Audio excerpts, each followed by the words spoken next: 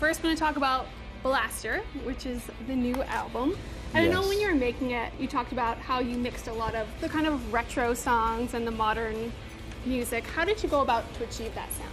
We got together and talked about what kind of songs we wanted to write and the kind of sonics that we wanted to achieve those songs. I worked closely with Jeremy Brown, our lead guitar player, and we wrote the majority of the songs on Blaster. As a person you are on stage, does that transfer to who you are off stage? Are you the same? Or? No, I'm much more reserved off stage.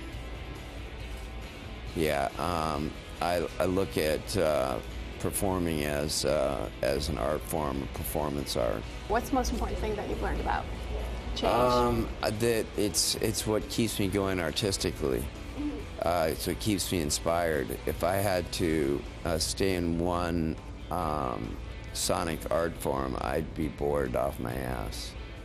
So a lot of 90s bands, I know I've heard you talk about how they've made it from the grassroots. It's a lot different about how bands made it today. But along with that came kind of a drug culture that went around with everything. What was that like for you growing up in that kind of time?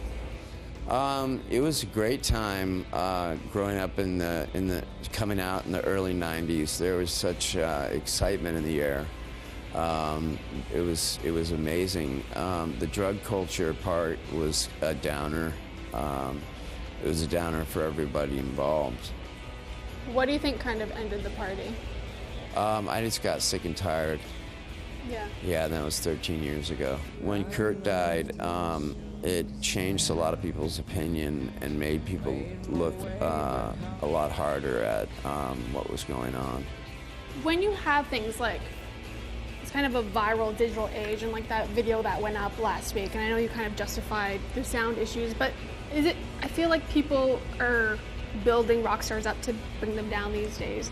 And do you ever feel like you want to just like give up on it? Or you just... No, I don't feel like I want to give up on it.